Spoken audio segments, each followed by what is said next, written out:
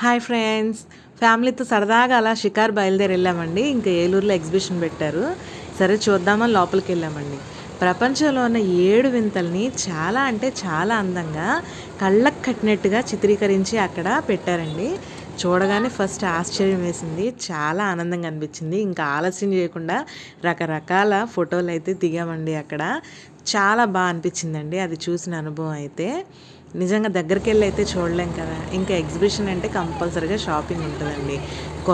కొనకపోయినా కళ్ళారా చూడటానికైనా ఒకసారి లోపలికి వెళ్ళిపోతాం.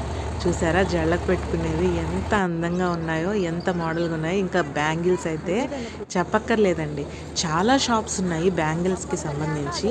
అట్లనే రకరకాల మోడల్స్ ఉన్నాయన్నమాట. ప్రైసెస్ కూడా వాటికి తగ్గట్టుగానే ఉన్నాయిలేండి. అన్నీ అప్డేటెడ్ మోడల్సే అనమాట. చాలా బాగున్నాయి, బాగా నచ్చినాయి. కొన్ని అయితే సెలెక్టివ్గా తీసుకున్నామండి.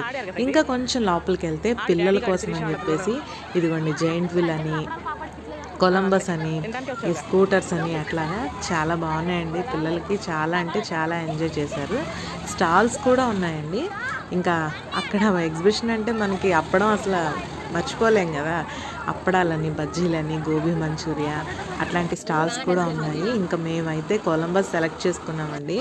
ఎక్కేటప్పుడు పిల్లలు చాలా అంటే చాలా కొంచెం కొత్తగా థ్రిల్లింగ్గా ఫీల్ అయ్యి ఎక్కారు.